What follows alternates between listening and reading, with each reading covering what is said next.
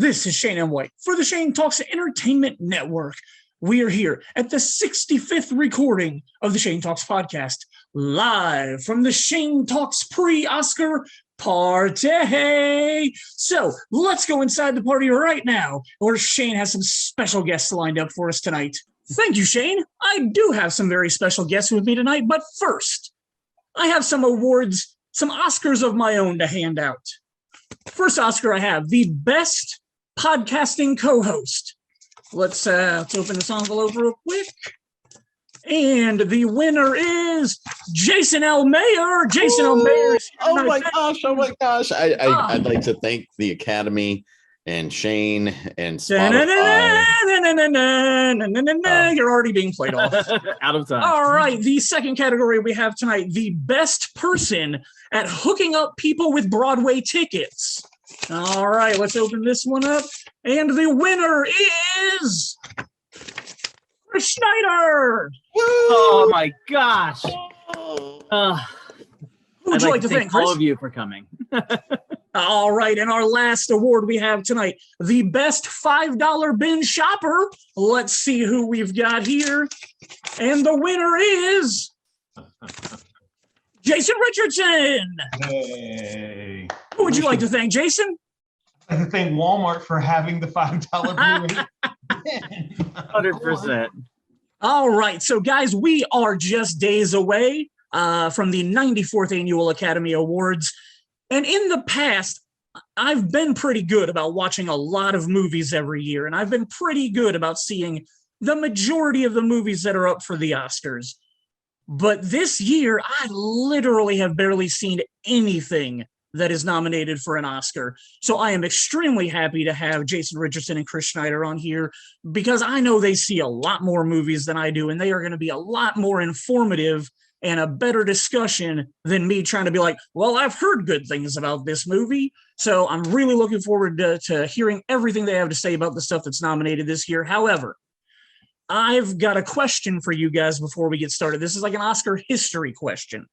I'm curious if you guys have ever heard the winner announced and thought to yourself, that is absolutely wrong, that the Academy got it wrong with this. And I'm going to give you my example while you guys think about, any time that you can remember this. Today is actually March 23rd. March 23rd of 1998 was the 70th Academy Awards. And on that night, the Academy gave Best Picture and Best Director to the movie Titanic. And that is ludicrous that Titanic was able to beat out LA Confidential. Luda! LA Confidential was a far superior film, a far superior story, and visually it wasn't CGI garbage like we got out of Titanic. So that was the moment for me where I was literally like, the Academy sucks. And then, years later, as I have friends and family that now work in the film entertainment industry, finding out that it is literally just a popularity contest, and that the majority of the big name movie stars don't even fill out their own ballots. They have either their secretaries or their personal assistants fill them out for them. Literally makes the Academy mean nothing to me. But I still like the Oscars. I still watch them. I still talk about movies. Everything's all good. Any of you guys, do you guys ever have a moment where the Academy winner really upset you and made you mad? Anybody? Yeah. Chris? Jason, I think you and I have the same one as far as Best Picture goes, and that was 2006 when Crash was the winner over Brokeback Mountain. Now that year, I predicted Crash to win. Doesn't mean I thought it should, but over time, certainly Brokeback Mountain is the one that should have won that year to me. I didn't really, early in the days, I didn't really follow, the trade magazines and keep up with a lot of, the buzz as far as who was supposed to win and such. And I just had a feeling that Brokeback Mountain it deserved it that year. It had the heart. It was the bigger film. More people saw it. And then when Crash won, it's just like, what? That was a huge disappointment, but I made some notes. I've got plenty of others. Let's hear them. Come on. I can't remember the year. It may have been the year before, but the year Shakespeare won Love over Saving Private Ryan. So I just remember 97? Chris and I were getting completely high over at a friend's house. That was the 99 Oscars for the movies from 98. I remember watching that and was really disappointed in that.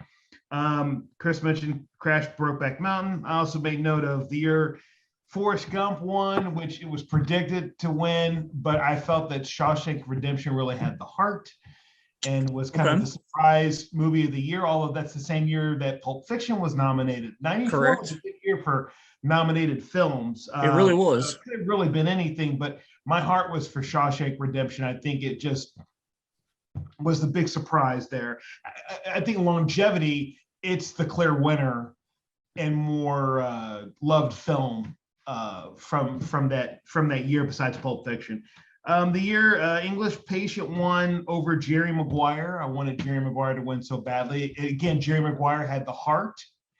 And my last one was the year, your favorite year, 1999. Yes. American Beauty over Sixth Sense. I think Sixth Sense deserved it so much more than American Beauty did. I don't think mainstream cinema was ready for what The Sixth Sense was.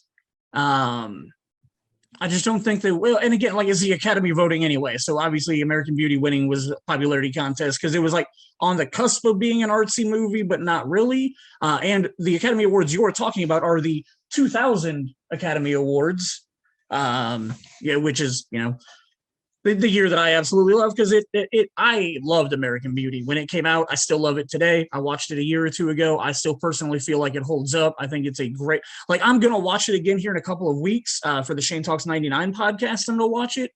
And I feel like I'm just at that Lester Burnham age that I now view the movie differently than I did back then. I have a much larger gut than I did in 1999. And I try to work out when I can. So I definitely relate to his character differently than I did, 20 years ago. So it's one that when I watched it a couple of years ago, I really, really still enjoyed it because I was kind of obsessed with that movie back in 99. I really liked it. I know Jason hates it and will refuse to give it another chance, but I still think I'd rather stick a hot poker in my eye or asshole than deal with watching that movie piece of poop ever again. I liked American Beauty. I liked American Beauty. I just I think it's well written. I was like the underdog, and I kind of root for the underdog, and I love when a film comes out that no one really has any expectation for, and it just kind of strikes a chord with people, and everyone goes to see it, and that's kind of what Sixth Sense did, and it was just a nice surprise. And wouldn't it just be nice for it to actually win the big prize of the year? And that movie was released in August. You and I were working together at that time. That movie was released in August. In December, we were still running 4 full shows of it. Oh yeah, and I remember we see pre-screenings of the films, and I remember us watching that, and I'm like, oh my gosh, this movie is special. Movie is, and it's special because of that ending, and it's something that people weren't ready for, which takes me back. And Jason, you rattled off a bunch a second ago, so I was trying to look something up, so I didn't hear it all. But for me in this, the question originally is when King's Speech won. I think Social Network should have won that year. I don't know if you mentioned that or not in that list. But I just rewatched Social Network, and it's superior film to me. But it is phenomenal. As far as the ending of The Sixth Sense goes, to me, that sort of ending and that sort of moment that audiences aren't necessarily ready for, throw me back to 96 when Braveheart won over The Usual Suspects. Because Usual Suspects was the far superior film that year. But we've seen it with Gladiator, we've seen it with Braveheart. There was that era of these big Roman gladiator-esque films, epic type movies that kind of won, because you saw they won Oscar films, but Troy was kind of out in that same 10-year window. Alexander was out within that same window. But I mean, that end scene of The Usual Suspects is just amazing. But Kevin Spacey did win for supporting actor in that film, or was he lead? Supporting, right? Yeah. So I was glad to see that work. But I remember going to Castleton Arts to see this film that nobody had heard of, and just walking out and absolutely being blown away. It was one of the very first films that I can remember just loving. And see, that's a movie where like I can't even remember. Like I remember going to see it, and I remember the ending, and I saw it later than everyone did, and I'm like, what did I miss here? And it's one of those where, as an adult now, like I could go back and watch it and probably appreciate it much more than I did when I was, I don't know, 20 something, you know? And go back, because I recently on a flight, I rewatched The Sixth Sense, and rewatching it, I was able to pick up on so many subtle things throughout the film. Different perspective. Oh yeah. And its own perspective. Now I will say, rewatching it, I didn't think that it held up as well as it could possibly had, or I expected it to. Because rewatching it, the moments that, why am I worrying about spoiling a 23-year-old film? We are not. No, it's 23 years old. When they go back and they show the scenes of Bruce Willis's interactions with his wife and such, like it's not as fluid as you remember it being. Really? Because it was kind of like, oh yeah, like it's just like, meh. It felt a little bit cheap in parts. It was it's still good. But the whole point was that first viewing. All it took was the first viewing. Absolutely, right? If you could, it's one of the few films that if you could go back and watch it for the first time, I think it would be on a lot of people's lists, because it was an absolute blow you away moment at the end. But I'm still gonna say, like, we just showed it to my stepdaughter within the last year. I can't remember how long ago it was. It might have been last August, like around the time it was released. But we showed it to her, and I literally still loved every scene in that movie. Like and watching it, you know, knowing the ending and watching it and seeing how they set scenes up. Like I still love the scene of him and Toni Collette sitting in the chairs, and then like the kid comes in. And then the mom gets up and walks away. You think she's getting up and walking away because the meeting is about to start, but it's just because of how upset she is. But rewatch the restaurant scene where he shows up late. Yeah, I'll give you that. Yeah, that's the one where it was like, ooh, no. Okay, I'll give you that. You're right. But he got it on the first try, though. Yeah, 100% got me the first time. 100%. Yes, Mayor. What movie has the Academy ever pissed you off with who won an award? To be honest, I've never I've watched the Oscars more for the social aspect of my friends than I ever watched it for caring. I was super excited that Shakespeare in Love won the year that it did. I'm opposite of Jay Bird on that. I love that movie. I liked it. And don't get me wrong, Saving Private Ryan's fantastic. Ben Affleck. Ben Affleck. No, it wasn't Ben Affleck. Ben Affleck, he's a throwaway in that movie. Anything with Ben Affleck in it. No, that's not true. But I liked Ben Affleck in the movie. He's fine. You could have had anybody else play that character and it wouldn't have affected the movie at all. I was fine with that. But I mean, like, I just... kind of like The Greatest Showman. I remember watching Shakespeare in Love and just having a big old, like, grand time, smile on my face, enjoying it from beginning to end. It's the first movie that I can remember that did a whole lot of fan service, as far as throwing in the little tidbits while he's walking around in the streets and stuff, and he's getting inspiration for Romeo and Juliet from all the things that are happening around him. It worked. I feel like it's something that is way overdone nowadays with things in a lot of movies. I don't need that much fan service, but yeah, it's kind of weird because you brought up Brokeback, and it makes me wonder if society wasn't ready for that to be a winner. You know what I mean? At that point in time when that came out, because that was 2005 2005 when it came out. Yeah. Yep. So it was the Oscars of 2006, and I don't know necessarily that anybody was really ready for that story and that powerful of a delivery of something, and to make it feel so real, and something for a lot of hetero men to watch something like that. It was really interesting to see something that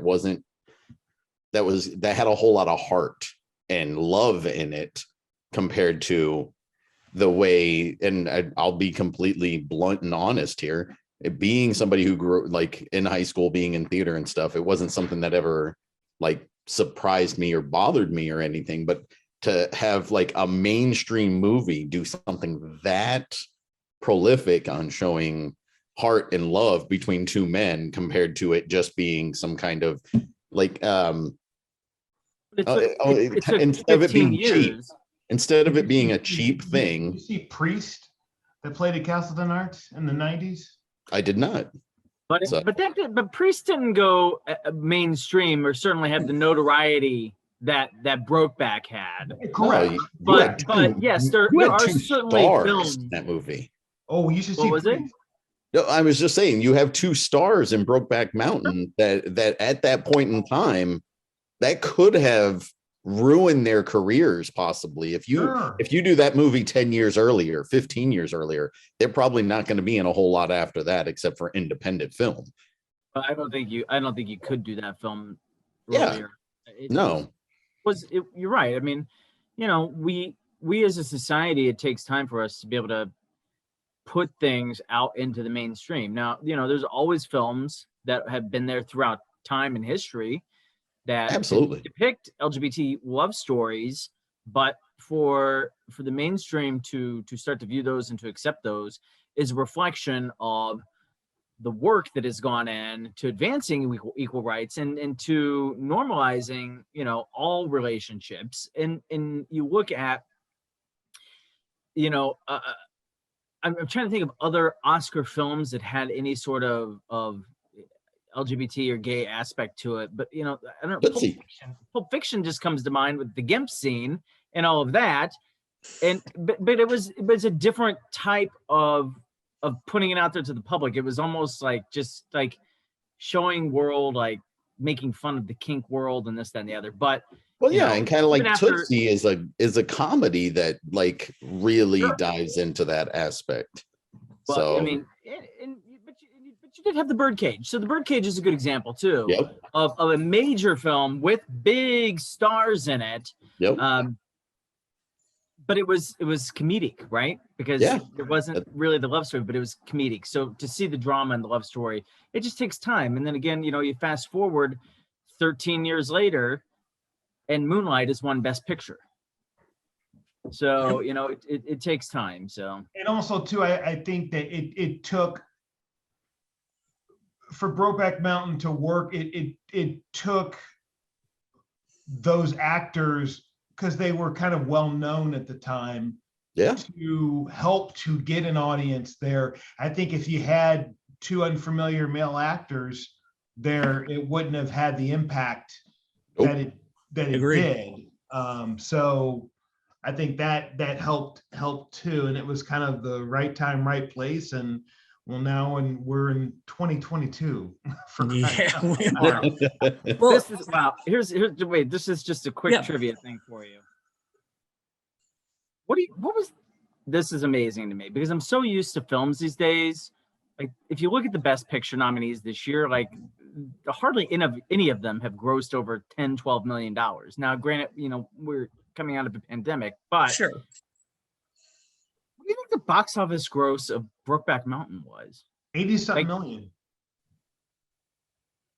I'm gonna go 40-something. No, it did like $80-something million. It's and I'm looking at worldwide, was $178 million. Oh, wow.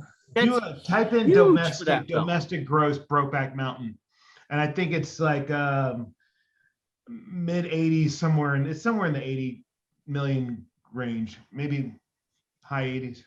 That's huge for that. 2006. Yeah. So, Mr. Mayor, real quick, obviously you had a huge problem with the Best Picture winner in the year 2000. What would you have rather seen win? But as far as American Beauty versus everything else, I don't know what was nominated, man. Cider House Rules, The Green Mile, The Insider, and The Sixth Sense. Oh, see, like if I was going off of what I would have preferred to win, I'd go Sixth Sense. Okay. I enjoyed Cider House Rules for what it was. For sure. And I think that if you were, and I always try to do that aspect of what I would want to win or what actually should win. And I definitely would have put, if we're going with where I think should win, then it would have been Cider House Rules way over American Beauty. Gotcha. Big old turd. Can I add something real quick? Yeah, go ahead. What's up? Go back to the numbers. As Chris mentioned, 170-something million worldwide. So I don't know if anyone can see this, but nope. Domestic box office 83 million, international 93 for a total of 176 million. DVD sales $32.5 million. Wow. A lot of $5 bin sales. All right. Well, our show is known for going a lot longer than it's supposed to. The Oscars over the last few years have been going extremely long. So this year, ABC decided to force the Academy to cut out 8 awards from the broadcast. Now, it's not that they were just trying to make the show shorter. They want more time for dance numbers and songs to be played, and I'm just not entirely sure how I feel about this. Like I personally believe that these people who have worked hard on film or on movies deserve to get recognized in front of the entire 80-some million people that are going to watch this on Sunday night. So cutting these, what's that? Awfully generous. Oh, is it not that? It is, yeah. Okay.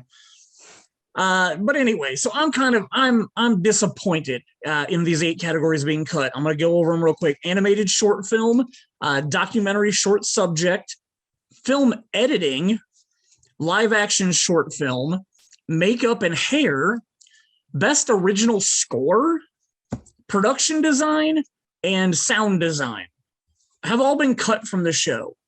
Do you guys have feelings on any of them that you are extremely upset about being cut? Do you not care? Do you think they should have been cut? Mayor, what are you thinking?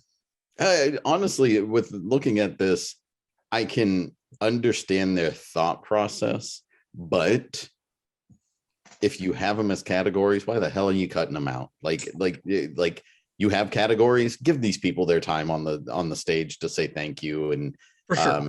I mean, I think there's better ways to manage their time. Honestly, I don't need a monologue that's going to last 15 minutes from anybody. You can give me a quick thing, give me a quick opener or something, but just get right into it. We don't, and nor do we need all the commercial breaks.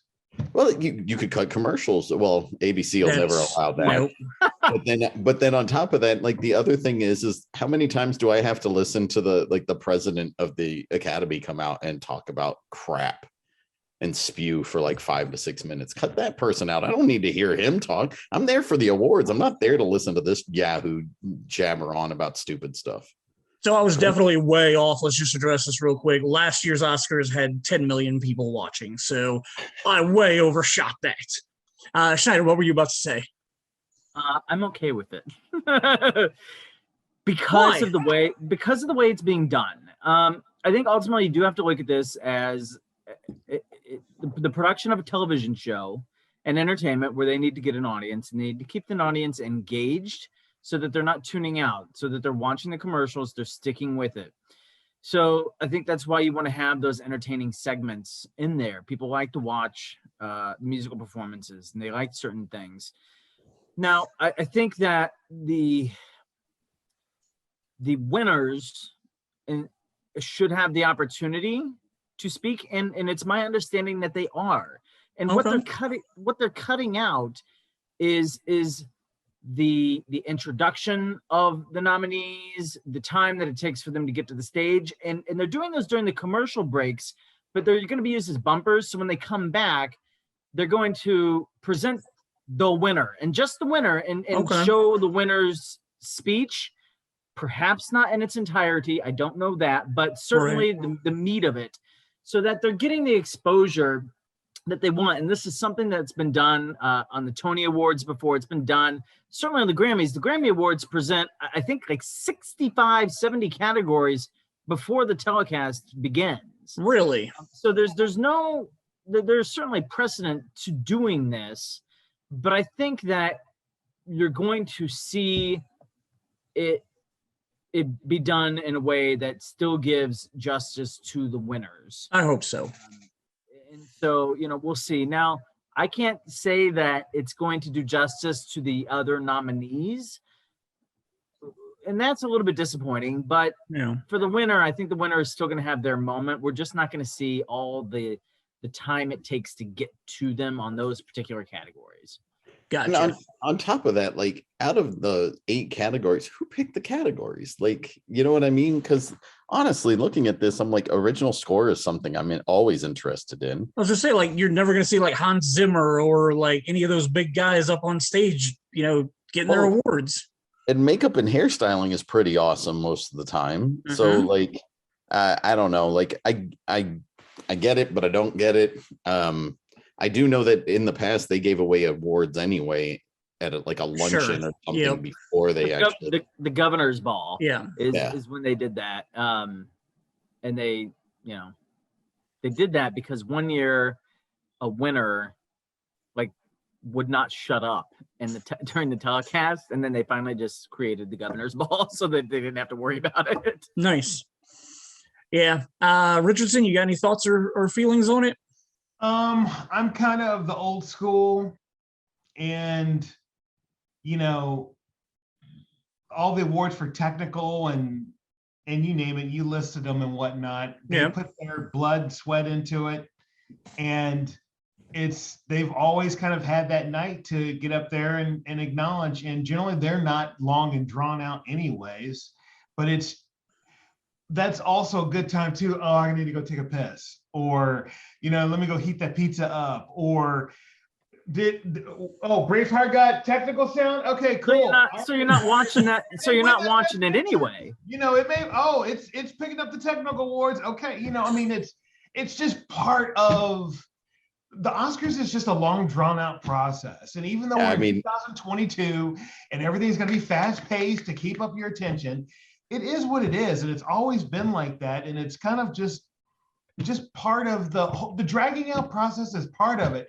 If like the damn thing were half hour long, there'd be no anticipation or I don't want the meat so quickly. I kind of want it dragged out a bit, like he wants the foreplay.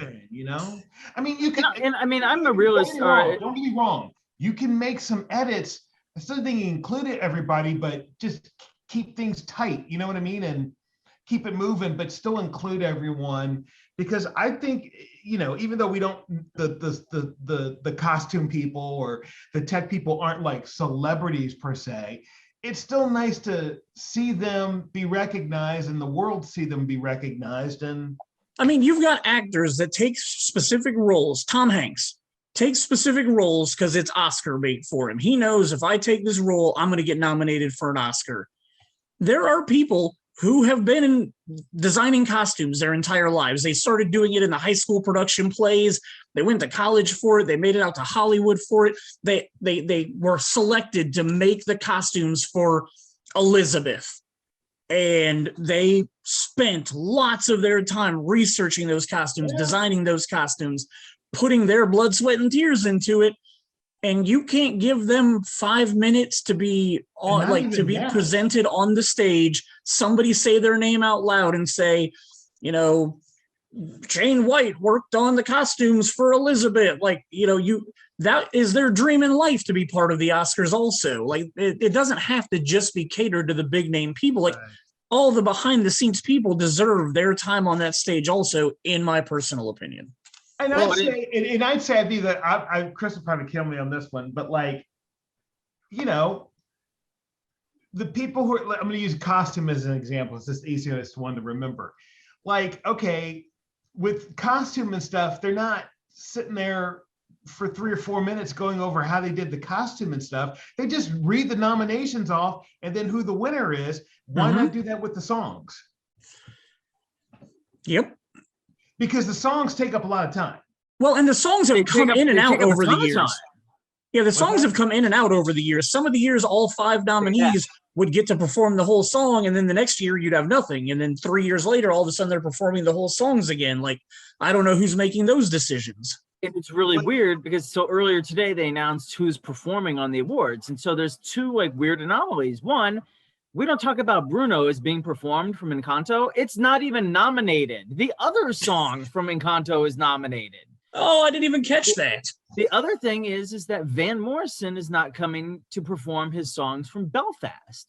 So you're putting them in there and you're not getting everybody. But the simple reason is because you're going to have Billie Eilish on stage performing. You're going to have Beyonce on stage performing, and they're names that people are going to be tuning in for that are the more casual viewer. The audience, ABC and the Academy know we're all going to be tuning in. They have to do things in order to capture an audience. Oh, I know, but I think people would tune in to see Beyonce sing Single Ladies, not like the fucking theme song from King Richard. Oh, yeah, I mean, you know, for sure, but they've got. I've just solved this problem.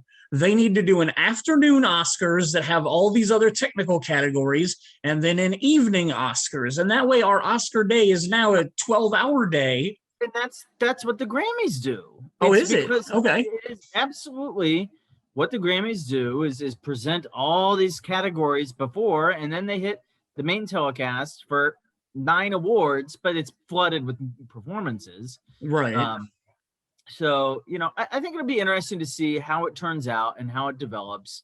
The audience, it's just so hard to measure, right? Because the way ratings work is so vastly different than it was 20 years ago, or even just 5 years ago, where the streaming numbers matter, but so many people will go back and just watch clips the following day. You know, it's I think another problem for the Oscars is the fact that most of these movies are stuff that a whole lot of people don't watch. Right. Oh, absolutely. But maybe they have, because the streaming is pretty much the ones that they're. I mean, a lot of that stuff was streamed, so that people have a lot more quicker access to it if they're not going to the theaters. So last year's Oscars, 10 million viewers. I was way off. I was only half off for the 2000 Oscars. 46.5 million people watched the Oscars 20 years ago. Look at what kind of content was there 20 years ago. There was nothing else. I'll give you that. Not only that, but you also got to look at. I bet you the viewership is lower this year than it was last year. I think it will be. Oh, I'm sure. Because the pandemic, so a lot of people didn't go out to theater. Not that many movie theaters were getting people in seats. But then on top of that, like I said, Shane, you admitted to it. You've seen what? 2 or 3 of these movies we're going to talk about. Yep. Yeah. And I mean, I've heard, if it wasn't for the fact that I'm friends with Jay Bird, Chris, and a few other people who are humongous cinephiles who watch almost every single movie that's kind of like art product at all, like I wouldn't even know that some of these movies existed. Sure. So, yep.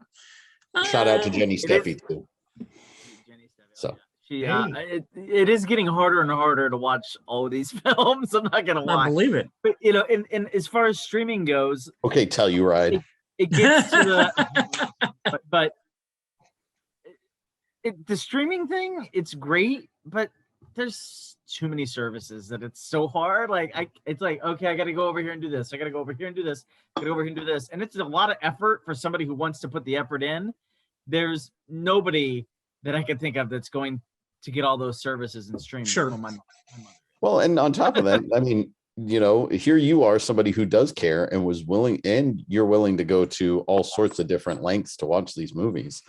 But, you know, when you have the director, out of the 5 movies that are up for Best Director, I know of, like, I saw one of those movies. And you may have saw more had you still been working in the movie theater. You're right. But I'm kind of a normal person now, as far as a movie consumer. My movie consumption has dropped considerably.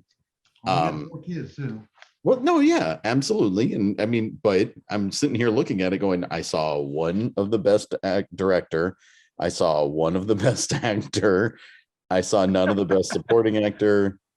But yeah, like, I don't know. It's really tough. And there's stuff on this list that I wanted to see, and I just haven't found the time to do so. So well, the good thing is that we can talk about things, and you've got a little bit of time to watch them before the awards, and then you'll have time after the awards to go through, because there are definitely within the nominees of all the different categories films that are very well worth your time. Oh gosh, yes. And I think this is a perfect segue. This is a better year than last year, in my opinion. This is a perfect segue to get us to start talking about this year's nominees. The way this is pretty much going to work, because I've barely seen anything that came out this year, and Chris and Jason Richardson have seen a lot of them, is this is going to kind of turn into their show for a little while, and they're going to educate me on, I'll guide us through the categories and the nominees, and I want them to give their opinions on which movies they liked, which movies they didn't like, which movies they think will win, which movies they think should win, like their personal favorites, and kind of like let me know if with the limited amount of time I have between now and Sunday, if there's anything in a category that I should really make sure I try to watch before Sunday, like I want those opinions from you guys. So we'll just start with the biggest category, and we'll kind of work down to some of the smaller ones, because we got 9 things to talk about in Best Picture. There is Belfast, Coda, Don't Look Up, Drive My Car, Dune, which is the only one I've seen out of this list, King Richard, Licorice Pizza, which I really want to see, Nightmare Alley, which I really want to see, Power of the Dog, and West Side Story, which I probably won't watch because I saw the original. So, Jason and Chris, with that as well, first, Jason Mayer, which one of these have you seen on this list? Okay, so I saw Dune in the theaters. Talk about a big old snooze fest. I don't need to watch that movie. I'll be lucky. They'll be lucky if I go see the second part, but I have this weird compulsion of trying to complete things. And then I saw about half of West Side Story once it got on Disney Plus. So and I actually really enjoyed what I saw of West Side Story. It was just during the point in time where I ended up very focused at home for a short period of time, and couldn't finish it up. So right on. All right, Schneider and Chris. Sorry. I did want to see King Richard a lot. That was one of the ones, because for some strange reason, Will Smith is one of my like top 5 of, you can make any movie, I'll go watch it just because you're in it. And I don't care if you're hit or miss. Most of the time I enjoy you being in the movie. So I like Will Smith when Will Smith doesn't do biopics, because I wasn't a fan of Ali. I wasn't a fan of Pursuit of Happiness. I wasn't a fan of, what's the other biopic? Oh, The Concussion. I wasn't a fan of I Am Legend. Like all of his biopics, I'm just, oh wait, that wasn't a biopic. My fault. I was being facetious there. But anyway, so like King Richard just isn't something that interests me, but I have heard good things about it from both of you guys, I believe. And Belfast, I want to see Belfast, but because I've only heard great things from everybody on this call. So I'm a fan of Kenneth Branagh, so I will eventually watch Belfast. I'll let Chris start. All right, Chris, what's up? There's a couple films that just don't belong on this list for me for this year. I would assume Don't Look Up is one of them, because I've heard it's pretty much not that good. I absolutely hated Don't Look Up. It's just, I just thought it was terrible. I've heard it's the bad version of Armageddon. And it's just not, there's no need to make that movie today, right? Because of everything going on politically and everything else in the world, like it just is like, this movie does not need to be made today. So I did not like that at all. I hated Dune. I just did not like it. So I'm right there with you. Total snooze fest. I'm hoping that when the second one comes, it'll like piece things together and a little bit like, Lord of the Rings-esque, like the last one will be better than the others, but we'll see what happens. I think that Licorice Pizza, for me, I've only seen it once. Jason, you've seen it twice, and you had a different appreciation for it the second time. I did not like Licorice Pizza at all. Oh, I hate Paul Thomas Anderson. P.T. Anderson. Ugh. Either. And then Drive My Car was fine, but it doesn't belong in the best picture category for me. It is. I think it's going to win Best International Film, but it just didn't go for Best Picture for me. Let me address this real quick in the history of the Academy Awards. When you've got something like Drive My Car that is an international movie that gets nominated to potentially be one of the best pictures of the year, how can it not immediately and instantly win Best International Film, or whatever they call it these days? Like, same thing the year that Toy Story 2 was nominated. Like, by default, doesn't that make it the best animated picture that it should win without a doubt? I see your argument on that. I think the argument is very solid on that, but it goes back to the Oscars being a popularity contest to an extent, I will say. Okay. So, when you see other films in the lower categories, I think, sometimes they don't win because they're voting for like Parasite was nominated a couple years ago, right? Wasn't Parasite nominated for Best Picture? Correct. Best Picture. It won Best Picture. Yeah, there you go. My bad. Like, shouldn't it already immediately win Best International or Best Foreign Film? That's what it's called. Best Foreign Film. Like, it is international film. Oh, is it? Oh, okay. Yeah, you would think instantaneously that it does. But I don't think that's always the case. Gotcha. So, and a lot of times though, in that instance, they use Best International or Best Foreign Film as the consolation prize, because you saw that with Roma 2 years ago when Green Book, that piece of crap, somehow won, and then, not that Roma should have, but Roma got Best International Picture, and then gotcha. Green Book won. But Green Book won because of the preferential balloting system, essentially, for the way films are this year. So I haven't voted for anymore. All right. Next up, are we supposed to tell you what we think's going to win? Yeah. What do you think is going to win, and then what do you want to win? So King Richard is definitely great. Go definitely make time to check it out. Will Smith is fantastic. We're going to get to Best Actor here in just a couple of minutes. Belfast was a fantastic film, telling Kenneth Branagh's life story. Great performances from the entirety of the cast. It's very worthy of being in that discussion. Nightmare Alley, for me, I think looks beautiful. It is, from what I hear, a little bit of a sleeper. Like, there's a chance. I don't think there's really a chance, but I've heard that. West Side Story is great. The first 30 minutes were great. The rest of the movie was just kind of a remake of the original West Side Story. Gotcha. So it comes down to two. It comes down to Power of the Dog, the Jane Champion film that was on Netflix with Benedict Cumberbatch. And it comes down to Coda, this little film that has absolutely gained so much momentum, that was on Apple Plus. About Coda is children of deaf adults is what that stands for. And so it is, the story of a girl who is of hearing capability and her deaf family, and how they all interact and work together. Power of the Dog is one that certainly has a chance to win, and I probably would have picked it up until last week, but my official pick is Coda to win Best Picture this year. Okay. All right. Richardson, let me get your breakdown. Interesting year, better than last year's nominees. And I think if I went back to my 20s or so, I would find some of these to be kind of a snooze fest. So the older I get, the more I'm kind of appreciating different types of films and whatnot. I think for me, I Don't Look Up, I enjoyed it. I laughed a lot, but to me, it was nominated because of the director and DiCaprio and Jennifer Lawrence. Had you had any other director or actors in that, more likely that would not be, oh, Kate Blanchett was in it too, you know, and it's just, I think that just politically, it just gets nominated just because the Academy likes those people. I didn't think it deserved the nomination, but I thought it was very funny, and it really kind of struck a chord of what's of today's society, and just, you know, you watch the news and what's going on around us and you're like, hello, you know, so it kind of pokes fun at that, which, you know, I think we all need a little bit of that. I tried to watch Drive My Car the other night.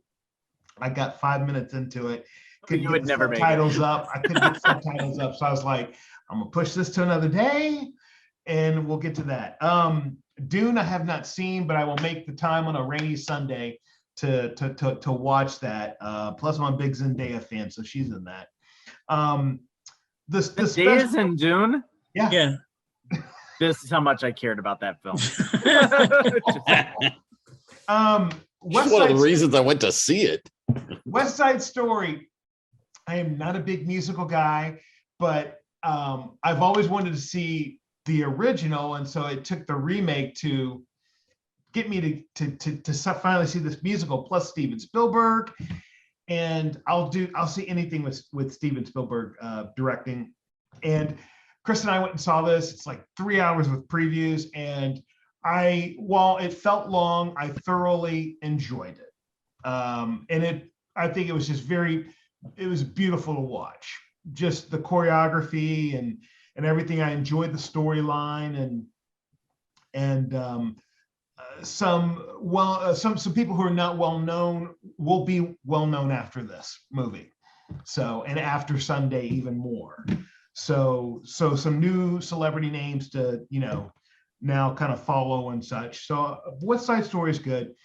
But to the ones for me that I really, really, really liked, it came down to King Richard is just awesome. It's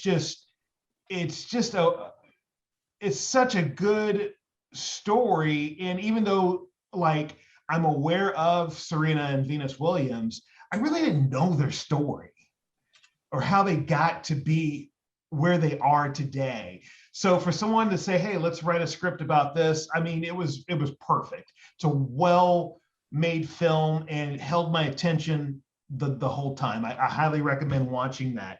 That initially started off as my favorite picture of the year. Then it shifted, and I watched this movie called Power of the Dog on Netflix. Chris was kind of raving about it, and I knew it was going to be off and kind of weird because that's Jane Campion. But man, did this movie hold my attention the whole time. And it's kind of like, I felt like at the edge of my seat because I didn't know this Benedict Cumberbatch character, like what he was capable of or what he was going to do and his actions. And he was just kind of kept you on the edge. And so, you know, which a lot of the characters were like that in the film, but there's so many layers in this movie. And whoever wrote the story, there's so much going on, and it builds up to the finale. And it's just like, wow, that's a great story. That's just a really good story that, like, you just don't see in a lot of movies today and whatnot. So to me, it is an odd film, but man, there was a lot put into it. It was a well-executed movie. So I highly recommend the fact that it's on Netflix. Watch it. It's great. Okay. And then Licorice Pizza. I'll highlight this real quick. Chris and I go see this a couple days after Christmas, and I'm like, what the fuck did we just watch? Like, but this is the special thing about movies, and this is how you know a movie is special. If you walk away from a movie and you're not into it, don't like it, but you find yourself days later, you're thinking about it. And like, what is drawing me to this movie still, like? And so I'm like, I got to go back and see this movie again.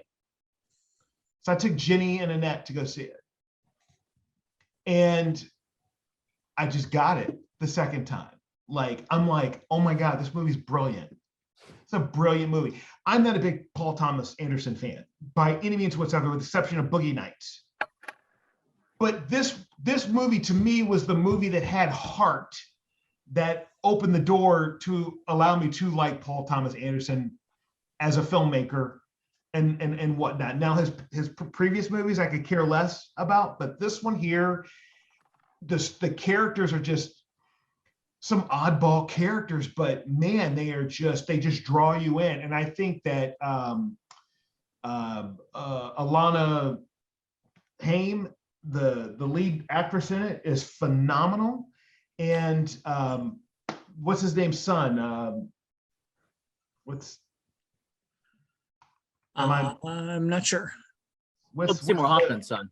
Oh, Cooper Hoffman. okay. Cooper Hoffman is going to be a star. Nice. He is going to be a star because he has just got that charisma that just draws you in and you just pay attention to him. So to put those two characters together who are completely opposite and such, and it's based off slightly a true story, it's just a really, really good character movie. Highly recommended. And then Belfast. Jenny and Chris raved about this film. I saw it way late, and it's just a sweet biographical film of the director Kenneth Branagh in the late 60s of Ireland, kind of like a Irish Civil War period in Ireland in the late 60s. And the little kid, I forgot his name in the movie, is just amazing. Just he should have been nominated. I would have probably taken Denzel out and put this kid in instead. Oh, wow. But the kid was just for Jude something, Connor or something like that. But I would say it comes down to Licorice Pizza, my favorite film of the year, Power of the Dog, and Belfast. Between those three, and it kind of goes back and forth between Power of the Dog and Licorice for my favorite film of the year. Did you watch? Go. Sorry, Shane, go ahead. No, go ahead, Chris. Jason, did you watch Coda yet?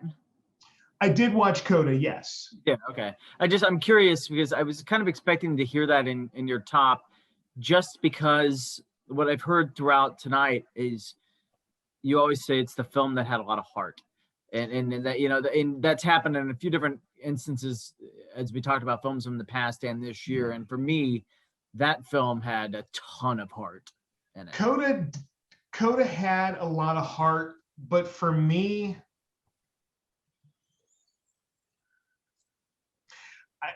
I can't even put it in my top. I like Coda.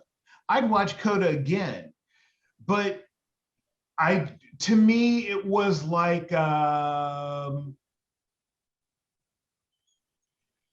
ABC Sunday Special.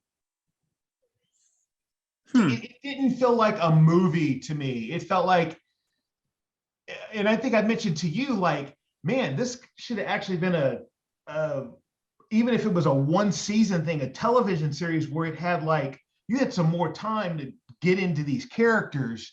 I think I mentioned that to you, that I kind of wanted more from those characters, and I kind of wanted like a full season of this story. And it's a good movie. I just preferred the other three instead. So which one is your prediction to actually be the winner? The buzz is shifting to Coda. I still think Power of the Dog will win, but I won't be surprised if Coda is the Moonlight of this year, or whatever film comes in at the last minute and snags it.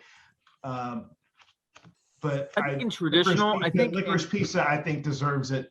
That or Power of the Dog. So I think Power of the Dog would win if preferential balloting was not a thing, because it didn't used to be. And I think that more people would rank that number one as the winner. But now with the way the balloting is weighted, even though Coda might get a lot of twos, if it has a chance to win the way that they do it now. But the thing that gets me is, and I'm sure we can look back at the past at Best Picture winners and whatnot, and I guess maybe this was Argo, is how does a movie win Best Picture, but you don't have a Best Actor, Actress, or Director nomination?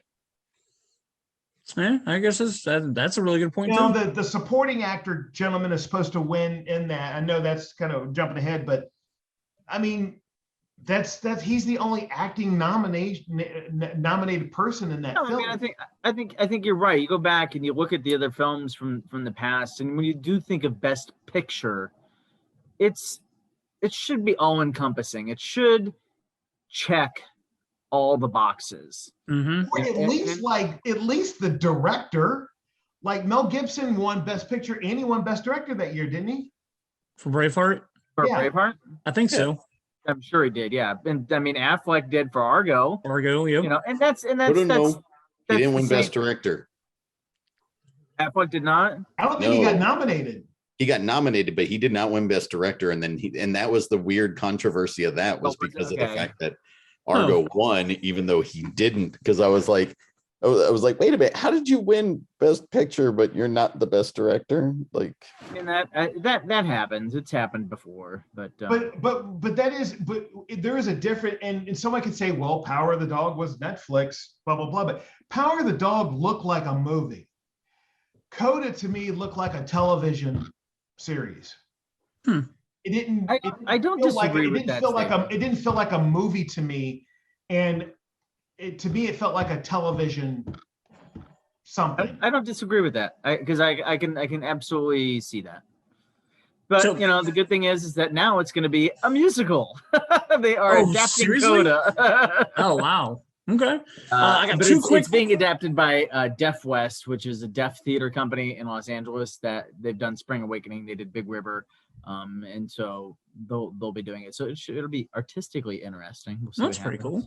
cool. I got two quick off-topic questions that came to me while we've been listening to you guys talk. The first one is real quick. Anybody have any opinions and feelings on when they decided to jump to 10 from 5 in the Best Picture category? I like that. Really? Because if you look back years where you just had the 5, it was like the Academy took itself so damn serious. Okay. And once they expanded it back to where you could have the potential of 10 nominations, it just kind of diversified things a little bit more, and you had a little fun in there instead of everything being so serious. And Was Avengers Endgame nominated for Best Picture? Black Panther was. No. Black Panther was it? Okay, that's right. Black Panther was. Black I knew Panther it was a was. Marvel movie. Toy Story 3 was a nominee for Best Picture. I think the first year that they expanded out. Sounds right. The Kids Are All Right was a nominee, and that maybe wouldn't have made the cut with 5, and I love that film.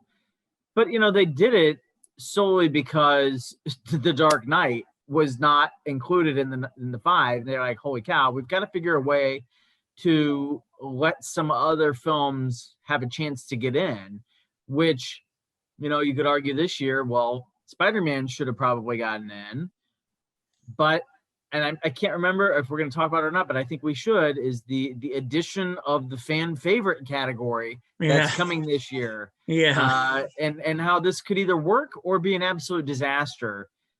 We will find out. But, yeah, that's going to be interesting. My second question that I came up with is, Schneider, how many of these 10 Best Picture movies did you get to see at Telluride, if any of them? At Telluride, we saw Belfast. We was the first person to see Belfast. Awesome. I got to pull up the nominees real quick because I got to figure out what was here. I don't have it in front of me. Belfast, Power of the Dog, King Richard. Those, I think, were the 3 this year that played Telluride Film Festival, Nice. which I go to every year. So, you know, coming out of that festival, Belfast was the one everyone was talking about as the clear front runner for Best Picture. But then as time go on, you started to see that shift, and everything started shifting to Power of the Dog. And then Power of the Dog was, oh my gosh, it's hands down, it's going to win. And now it's shifting once again over to Coda. So, you know, it's ebb and flows. And you see that shift throughout the fall festivals and throughout the year, because coming out of Telluride, Kristen Stewart was hands down winning an Oscar. That's not the case any longer. And we'll talk about the actors coming up here in a few minutes. But I saw those 3 this year at Telluride. Mayor, what were you shaking your head about? Apparently the number one fan favorite for the Oscars right now is Army of the Dead. I'm sorry, what? Followed by Cinderella. Cinderella, I knew was the one. Cinderella, what? On Amazon Prime. And then Spider-Man No Way Home is number 3. So somebody's making a joke out of this. Yes, it's exactly what's happening. It's people are making a joke out of this because the way voting is done via Twitter and everything else. And so they're going to actually hand out an Oscar with the category. They don't. It will not be an Oscar that is handed out. It is just basically recognition. And they are having an actual fan present on the award show. Probably the fan with the most Twitter followers because they have to be able to reach the biggest audience they can. I don't think that's the case, but okay. If that's the case, then you're going to see, I don't know, Mr. Beast present an award. So it's why at age 43, I even know who that is, but whatever. His videos pop up on my YouTube also. I cannot imagine the Academy is going to let that crap work, right? Because who cares if they rig it on this one?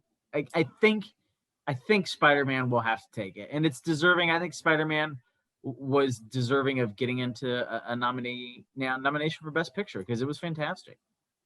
Right on. Cool. All right, let's get moving on because, we're about the hour mark now. Let's move on to Best Director. We only have 5 to talk about. For the rest of these categories, we only have 5.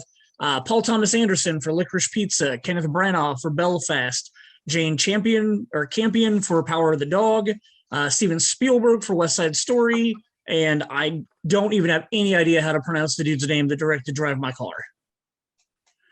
What's going on with that? Most of these movies you guys have already talked about. Packed category, right? Great names all throughout there, and anybody is deserving of winning. But to me, Jane Campion is going to win this award and deserves to win this award for her work with this. And see, that's the weird thing too. And it may be again because I'm 49, and I may have to go back and look at Paul Thomas Anderson films and Jane Campion films, because they're when I was in my 20s and 30s, I'm there's just weird movies that these people make and whatnot, right? But this year, though, they both made a movie that I finally kind of broke into their world. Oh my God, this is you finally got my attention. And you want to go watch In the Cut again with Meg Ryan and Mark Ruffalo? I never saw that. Oh.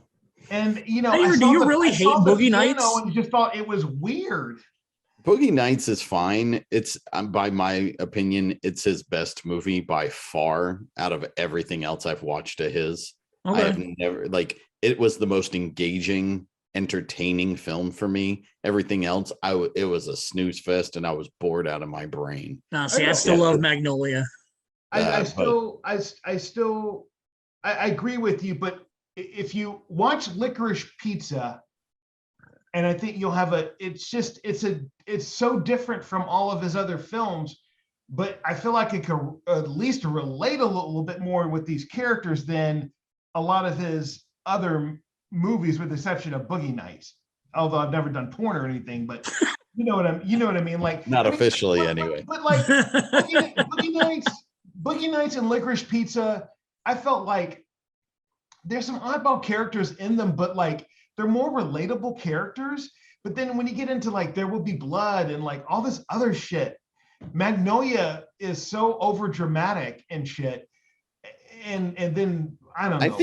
Whatever the one with Amy Adams and Philip Seymour Hoffman, the Master. I mean, they're just some odd. And then the one where Daniel Day-Lewis is a seamstress or something. Thread.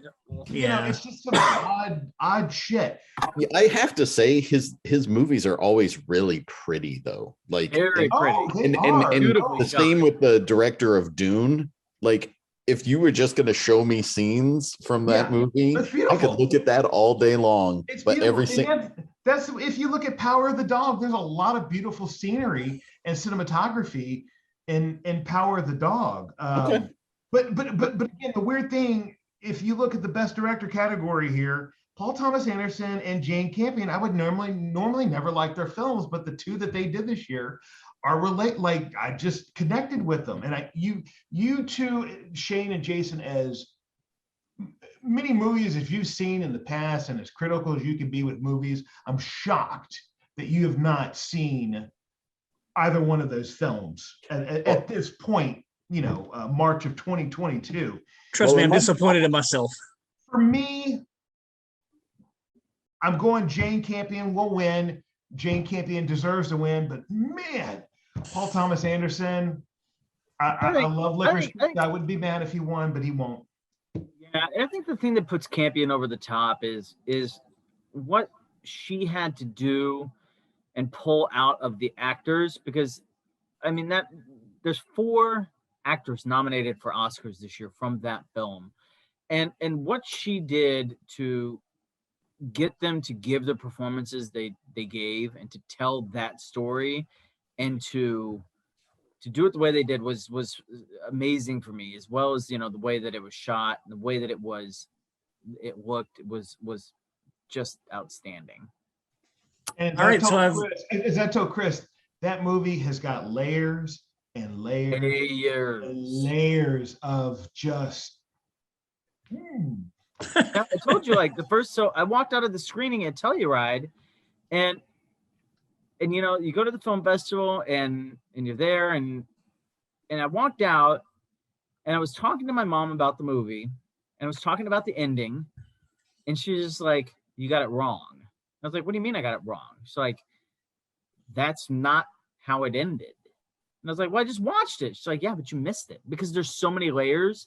There's something there that I missed because my mindset was somewhere else, that I missed it completely." And when she told me what it was and it clicked, it was that Sixth Sense Usual Suspect sort of moment for me, because I was like, holy fuck, that actually happened and I missed it, and now it blew me away. So I had posted I was watching it, right? So Chris kind of got the timing down. So he calls me a couple hours later. He's like, "What do you think? What do you think? What do you think?" He's like, "Did you get it?" Because I didn't get it. And I'm like, "I got it." And I broke it down to him. He's like, "I can't believe you got it." And he's like, "Mom had to tell me what I missed and what I'm like, no, I was drawn in and I completely got what happened at the end and whatnot." So nice. All right. I had another story in my head, and I was going that direction with it, and I was blind to what was really happening. And then when she told me, I was like, "Oh God, it was great." Chris, real quick, I do want to go off topic again for a quick second. I realize we've mentioned the Telluride Film Festival a couple of times. There might be people listening that don't know anything about Telluride. Can you give me like a 2-minute blurb and sell it? Yeah, it's just one of the 3 or 4 major film festivals that go on around the world that kick off award season. It's where the fall films, the big films, all have their world premieres and such. So Telluride takes place in Telluride, Colorado. It is happening concurrent to the Venice. You okay? No. The Venice Film Festival. And then Toronto happens the week following. So those are the 3 major film festivals that really set up the bulk of what you see during award season. So and isn't there like a special rule to be shown at Telluride? There's a lot of rules. Okay. because each of the festivals jockey for positioning and having the world premieres and this, that, and the other. And so, some Toronto won't play something that world premiered at Telluride and blah blah blah. There's a lot of politicking to go on with it, but it's a very curated festival. They don't show tons and tons of film. There's around 30 films total that play, and a lot of them, are the award type films, and then there's some really hidden gems in there that people will never see. There's one film coming out of this past year's festival, which is always Labor Day weekend, that was the one everybody loved coming out of Telluride, and I think Netflix maybe picked it up, but it's not out yet. It's a little animated movie called Marcel the Shell with Shoes On, and it's this just remember that title going forward because it's going to win animated picture next year. It's going to win. So, and isn't it something like they don't announce the films until like days before? The day before the festival is when you find out what films will be playing. So people who go to this festival do it because they're cinephiles. They do it because they want to support the festival. They love film. They trust Julie Hunsinger and the team that runs that festival to put together a slate of films where you're not going to have a loser in the bunch. You might not like every film. That's certainly the case. I mean, they programmed Downsizing a few years ago, and holy God, that was awful. But it is what it is. So right on. It's wonderful. It is my favorite weekend of the year and my favorite place on earth. I wish one day everybody on this call could go to the film festival. I have told you that my dream in life is to go out there with you for a weekend one year, and I hope to make that happen. All right, let us move on to Best Actor now. We've got Will Smith for King Richard, Denzel Washington for Macbeth, Javier Bardem for Being the Ricardos, which is a new one that we haven't talked about yet, Benedict Cumberbatch in Power of the Dog, and who I assume is probably one of the personal favorites of most people on this call, Andrew Garfield in Tick, Tick, Boom, which is one of the movies that I did see that's nominated. We've talked about it pretty extensively the last time Chris was on here. And so what are you guys' thoughts on those? Who do you think is going to win? Who do you want to win? I'll let Chris start on this one because I want to start the actress. Okay. You're going to start on actress? Okay. Actress is the toughest category this year, I think. It's just wildly tough. But to me, this is not a tough category. Will Smith is going to win his first Oscar. Okay. His portrayal of Richard Williams is just fantastic. A lot of people, I think, look at this film and they think, well, it's Serena and it's Venus, but it's really Richard. It's the story of this plan that he had in place before they were born in order to make them successful. And it was not just them. It was a plan that really affected their entire family. And his portrayal is just fantastic in this. And you forget, yes, it's a biopic, but he does it so well. And he's so believable. And the story is just so engrossing. And it's just fantastic. So to me, hands down, he's going to win this award. And it's not a Marvel movie. It's, what is it? It's not a Marvel movie. It's not a Marvel movie. If there is anybody that's going to somehow sneak in, I think it would be Cumberbatch, but I don't see it happening. Right on. What are you pointing at, Jaybird? Jason Mayer's reaction. You got something to say, Mayor? I was just gonna say, not everything has to be a Marvel movie, man. Like I've got this was one of those ones that really I wanted to see super badly, and I want to watch. See, that's one of my problems. If I don't catch it in a theater, I'm not going to watch it at home a lot, just for the simple fact that I don't get the same connection with a film at home ever. And I can't 100% agree.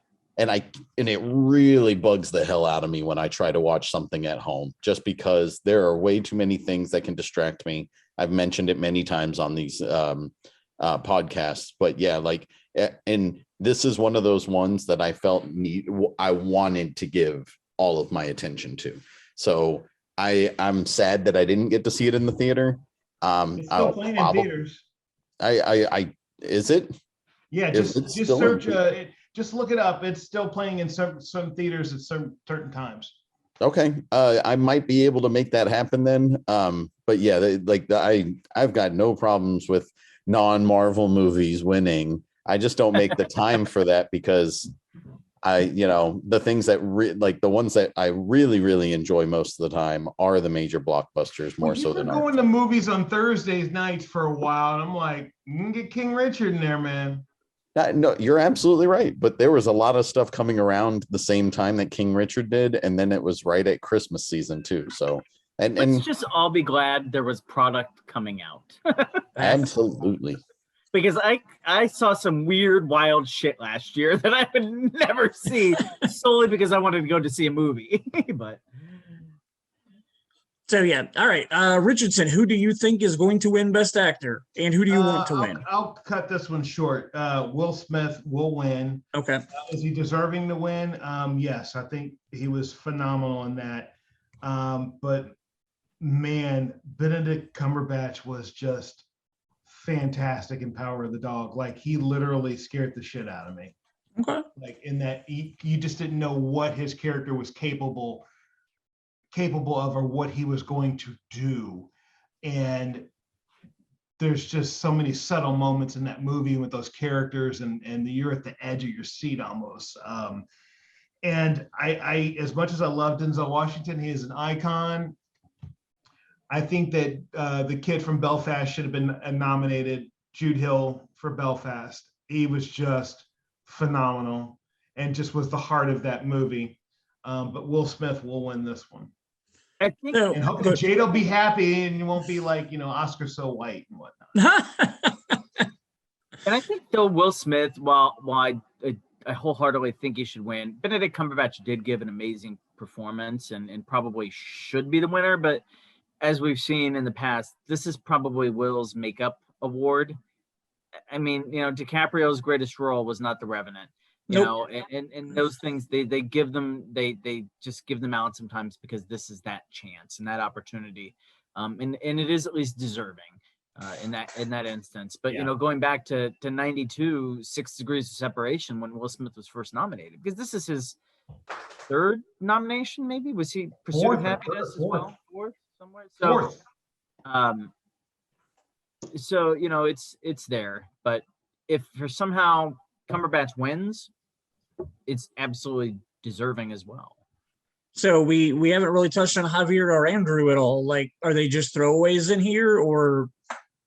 He's political. Denzel and Javier are throwaways. Okay. Jude Hill should have been nominated. Yeah, I don't think Andrew Garfield is a throwaway. Okay. I think I don't think there's any way he's going to win, but I will throw a party if he does, because Tick Tick Boom was criminally robbed of a Best Picture nomination, and it's just fantastic. I would hope that he wins, but he's not going to. Right.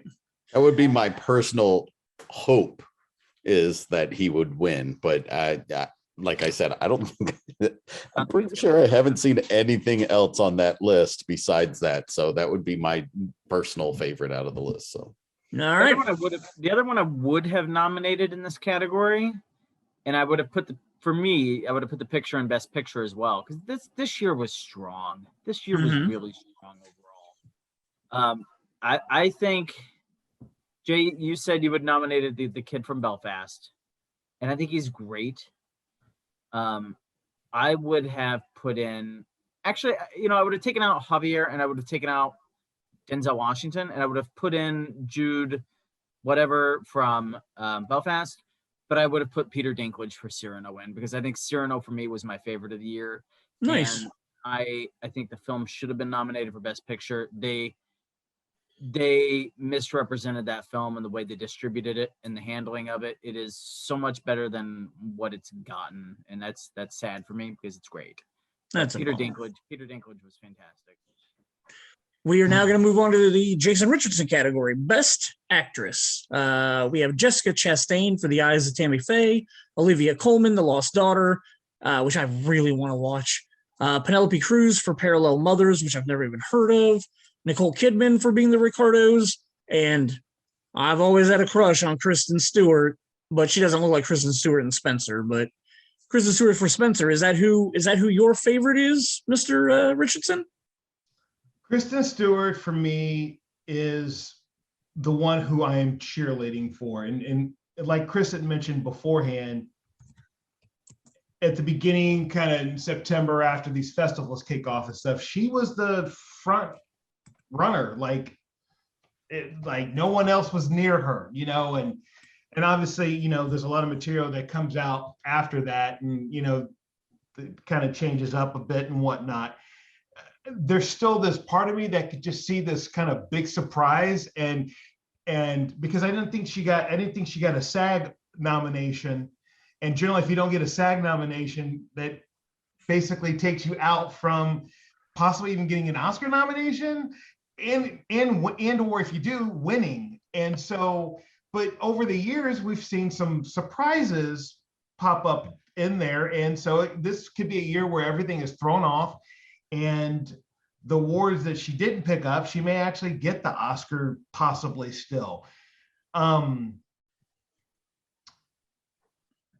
Jessica Chastain, who I think won the SAG Award, the Critics' Choice Award, very deserving. And she was phenomenal as Tammy Faye in the eyes of Tammy Faye. And I just recently learned that she'd actually been working on this project for 10 years. This has kind of been a special kind of movie, that project she was working on that wanted to get out there. And so good for her. And like, you know, it's paid off, and that she's won some awards, and she potentially is the front runner for the Oscar at this point now. And if she wins, I will not be mad whatsoever, disappointed whatsoever, because she is phenomenal. And she just seems like a good person. And she's got a good body of work. And I mean, look at how much she's done since 11, 12 years since The Help. The Help, I think, was like her first major movie that she had rolled out, and she got nominated for it. And she's been nominated a few times since then.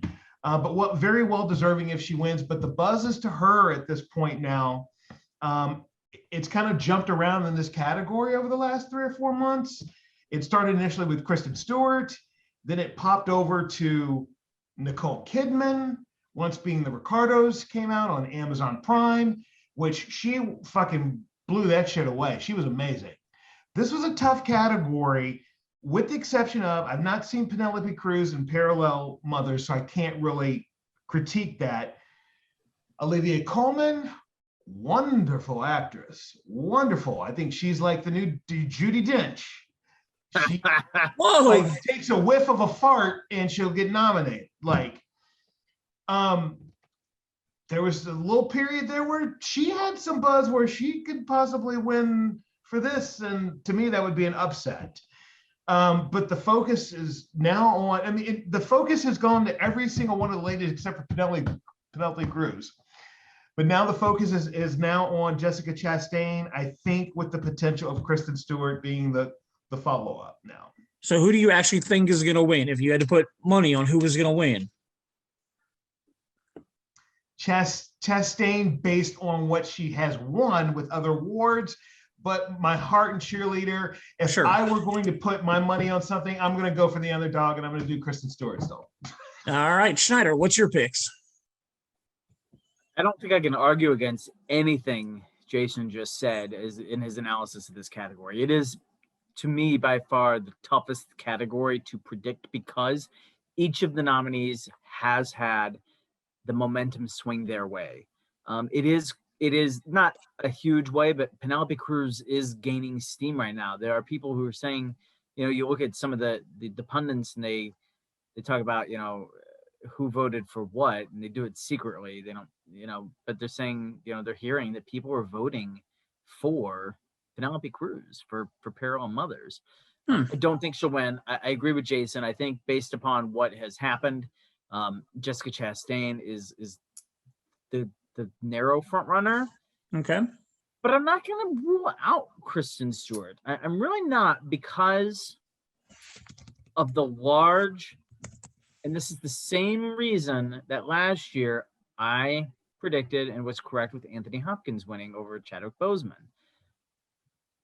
The other awards she is winning are from American-based critics, from American-based things, and the Academy has a large international pool of voters that I think may prefer this performance from Kristen Stewart of Diana. And the way that she does this performance is that if she doesn't do it perfectly, the entire film doesn't work.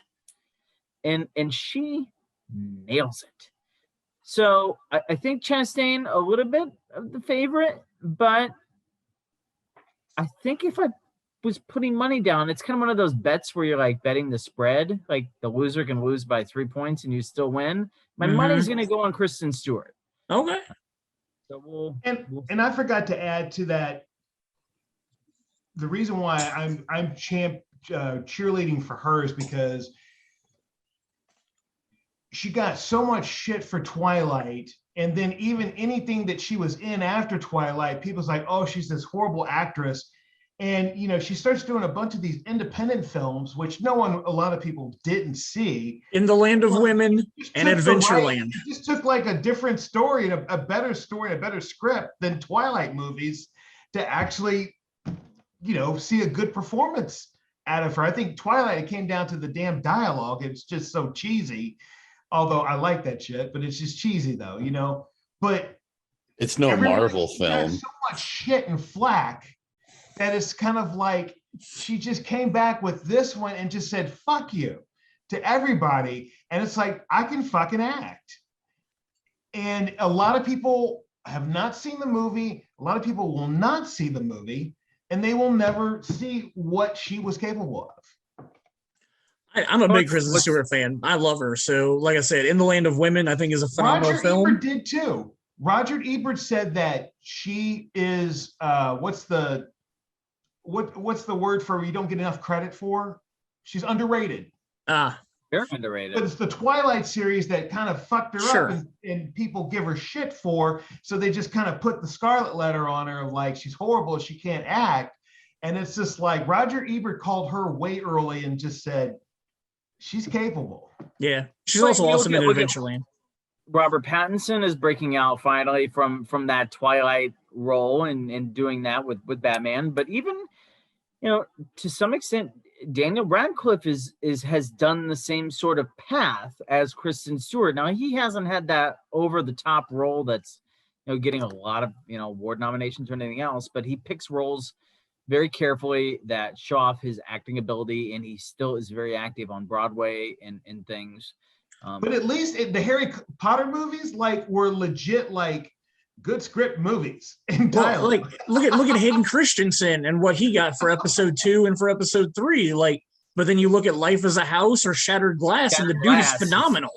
Shattered Glass is fantastic. Yep. So what's interesting about this category, and I think it's one of the reasons why it's so wide open,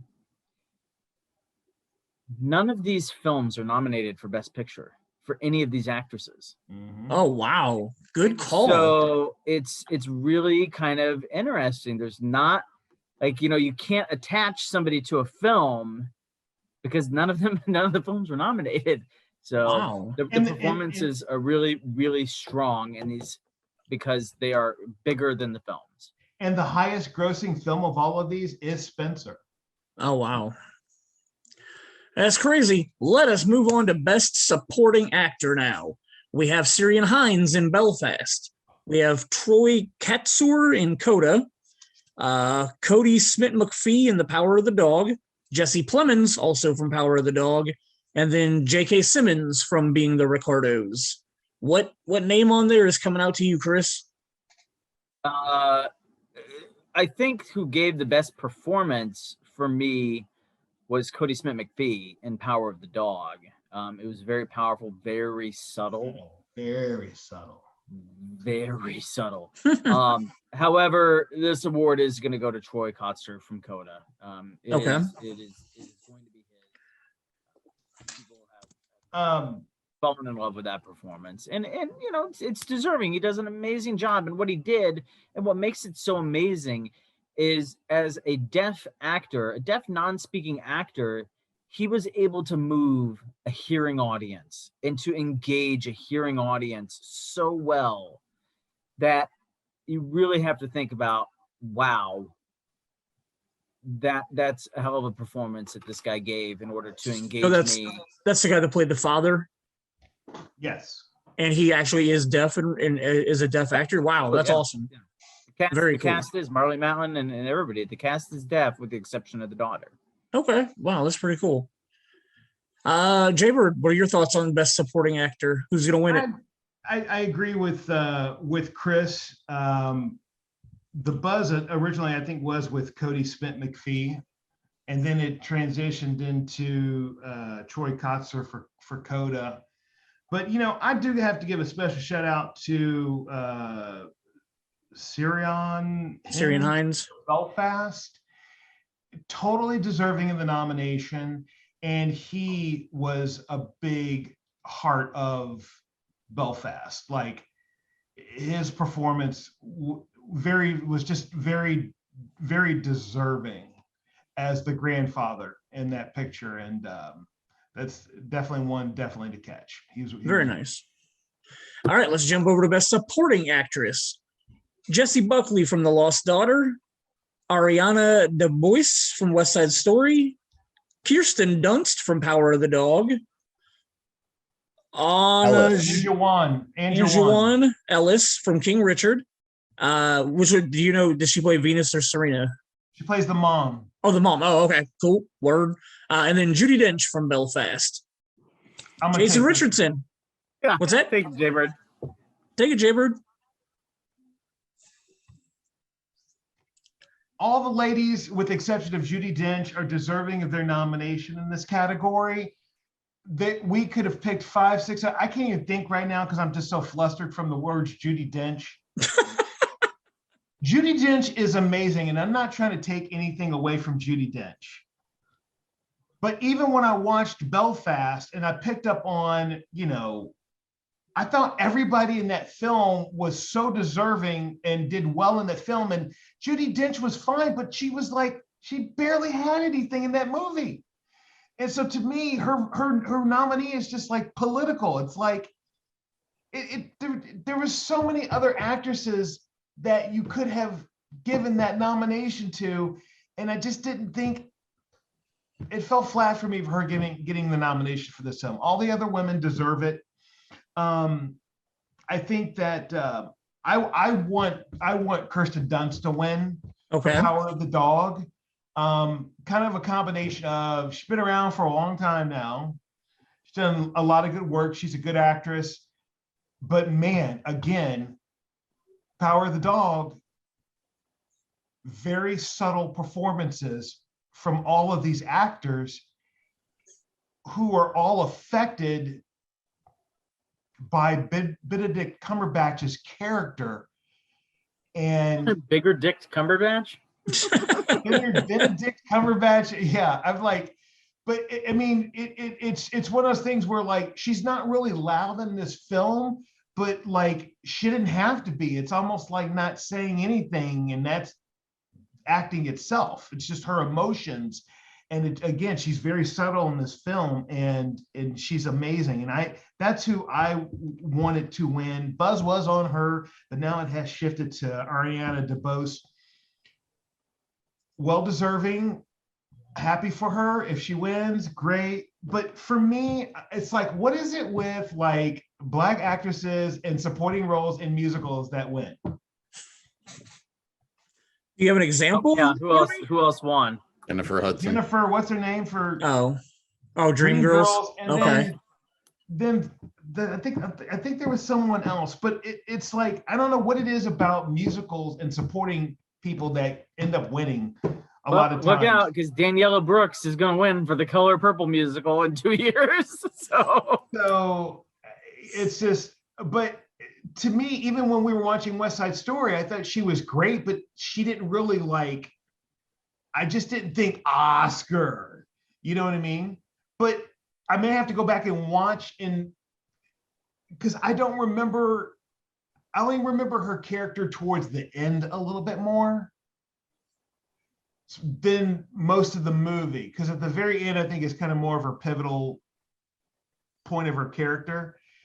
But she's the projected winner, and she will win. So, but I'm not mad at it. I'm not. So you're putting your money on Ariana? But my heart is with Kristen Dunst. Okay. Schneider, what are your opinions? I think Ariana DeBose is going to win this award. She has won virtually all of the precursors to it, so it'd be a major shock if she did not. Kristen Dunst to me is interesting. I think she gave a great performance, but I do remember watching the film for the first time and looking on screen and thinking, "Oh, there's Kristen Dunst." Like, I don't know, like I couldn't escape her, and I didn't get into the character because I was always kind of constantly thinking it's Kristen Dunst. Interesting. She does a great job with it, but I just kind of I had a block up for that, so I can't say that. the performance, while I literally fell asleep during the world premiere of this film with the director and actress there, because I hated The Lost Daughter. Oh, but okay. Jessie Buckley gave a very haunting performance. Okay. And she had this material, which I thought was fucking weird, but she did something with it, and it was really effective. The trailer got me interested enough in it. Like, I want to see it. Like, I'm not like running out to see, but the trailer was interesting enough for me. Boy, you better watch some other shit before you watch that one first. Okay. Yeah, for sure. Okay. But and Olivia Colman is good in it too. But I just kind of like, what the fuck was the point of that? Okay. What'd you say? I said, okay, that's good to know. I'm moving it down on my list now. But watch it. Okay. I think it's a fantastic first effort for Maggie Gyllenhaal, who did it, but it's a first effort film. It's not anything crazy. I think you could say, if anything of that movie, it is kind of like a lot of times when, and I don't want to say it's not really giving away. I don't know if it's really giving away anything or not, but fuck it, y'all probably don't even watch this movie anyways. But so much focus of kids being deserted and whatnot and such fall onto fathers. And it's kind of like the opposite with this movie in that it falls onto the mother. Okay. So like, what didn't work in that particular movie for me though was, why the hell did they like integrate that whole storyline of like the drug lord gangster husband? Like that went nowhere. It meant nothing, but it was such a focus, or it made you think that it was going to be this big thing. Hey, it was I don't nothing. know. We probably need to call your mom up and ask her what we missed. Probably. Yeah. I mean, where are the drugs? What drugs? I just remember standing up and I'm literally looking at Jessie Buckley and Maggie Gyllenhaal and thinking, what the fuck? But whatever. So let's get out of here. All right. So, didn't stay for the Q&A. It was like, we got to go. All right. In what year would that have been? In 1998, Good Will Hunting won Best Original Screenplay. That year, the Academy got it right. So let's talk about this year's original screenplays: Licorice Pizza, Belfast, Don't Look Up, King Richard, which I always have trouble with biopics being put in original screenplays because I feel like they're just adapted from people's lives. But especially, there's been, I can't think of any off the top of my head, but there have been original screenplays that were technically based on books that were biopics of people, and they're still considered original screenplay even though it was adapted from a book. I can't think of would that default to Belfast too then? I would think so. Like that should be under adapted screenplay if you're adapting it from a book, just because it's a biopic. Belfast is it's his story, and then also this is Richard's story. And so they wrote the story. Sure, but they adapted it from a book that somebody else had already written, correct? It's original. But it's not. It's, a biopic isn't original. A biopic is something that's already happened. But there's no book on Richard. There's no book on King Richard. Are you sure about that? Nobody's ever written a biopic. There may be books on Venus and Serena that are general about whatever, but like again, what Chris mentioned earlier, this is kind of like from the father's perspective and his goal for his family. So the movie is really about him, and then the girls are just kind of there, but there's still a focus though. Yeah, there'd be books about Richard Williams out there, but they weren't the source material for the film. Okay, all right. And it's something that kind of bothers me when it's a biopic that's actually based on a book that somebody wrote, but it still gets put into the original category. Like Sixth Sense is an original movie to me. It has nothing that came from anywhere else in the world other than Shyamalan's head. LA Confidential. So many people die though, so it could have been inspired from a death or something. And then the last movie that I didn't get to because I was bad-mouthing King Richard, The Worst Person in the World.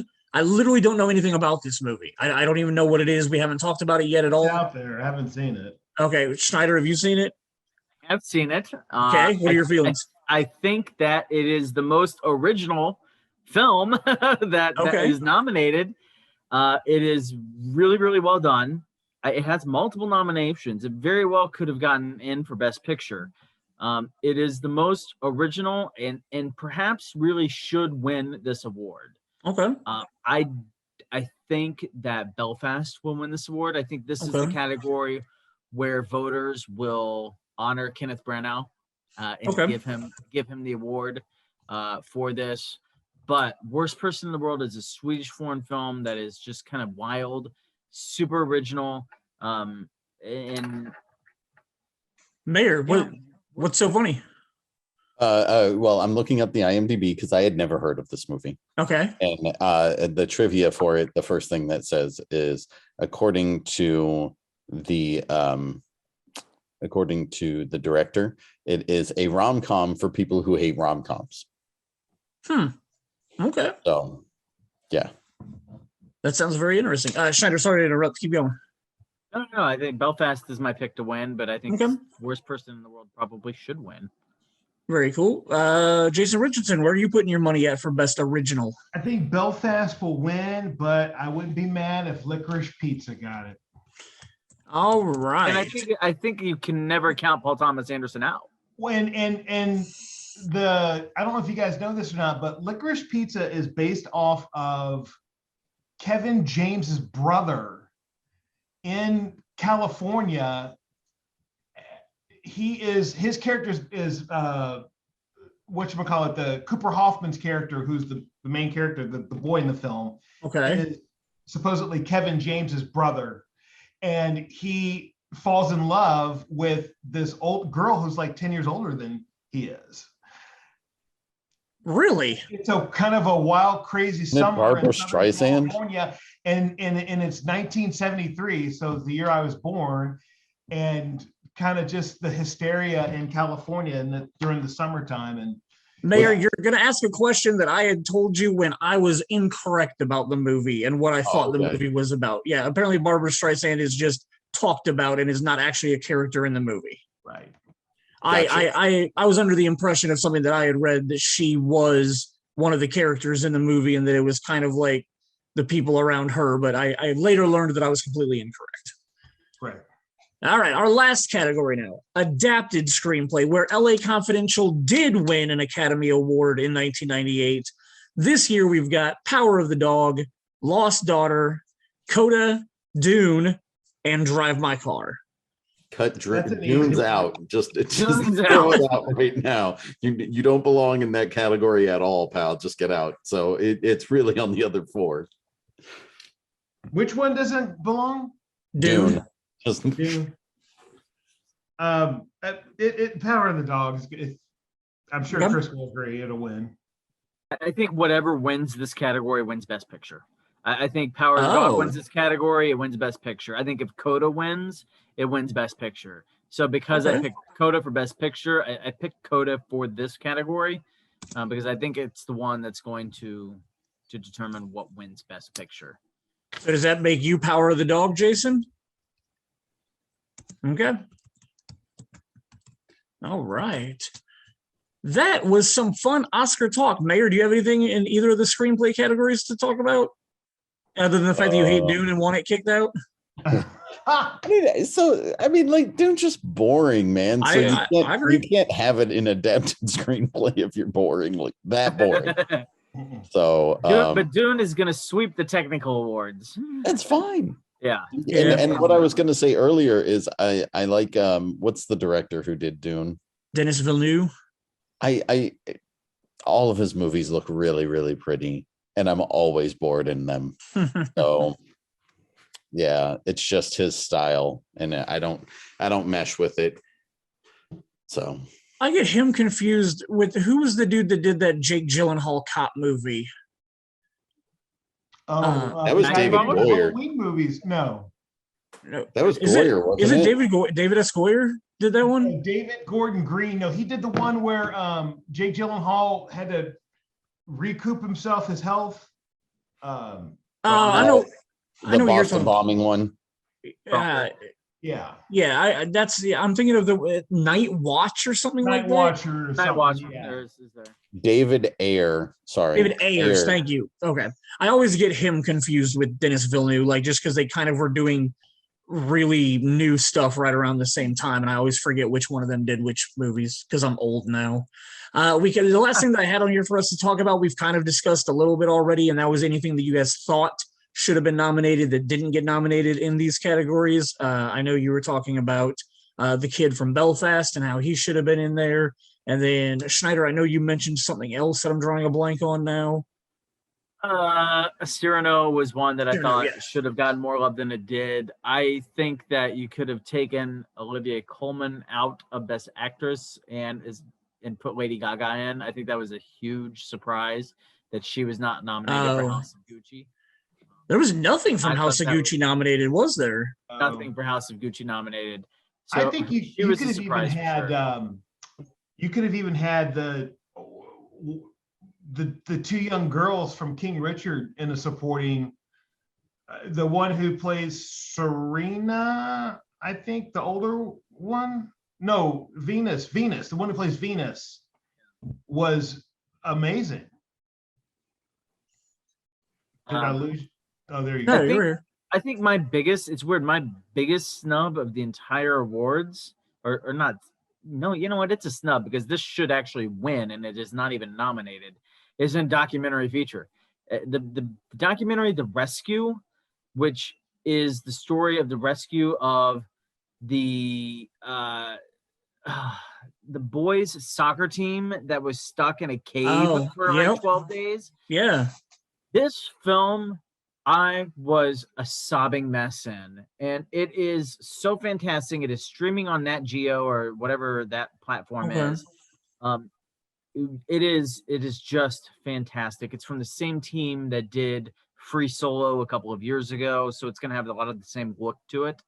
I think it should have won Best Documentary, but instead, I'm super excited for Summer of Soul to go in and win Best Documentary and see Questlove get an Oscar. I think that's going to be a great moment because that was a fantastic film and a story.